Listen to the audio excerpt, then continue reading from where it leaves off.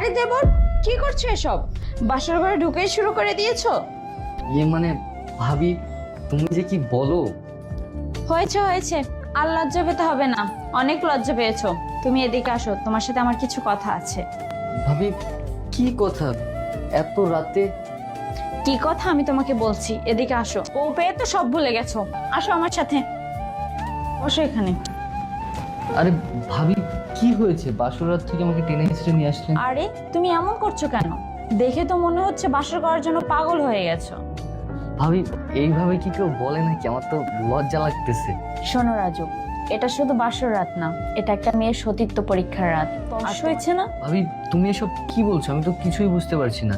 আর আমাকে বাসর ঘর থেকে টেনে হিসেবে নিয়ে আসলে আমার বউটা ওখানে একা একা বসে আছে, ভয় পাবে না? আচ্ছা ভাবি, বলো তুমি আমাকে কি জন্য ডাকছো? আচ্ছা, তুমি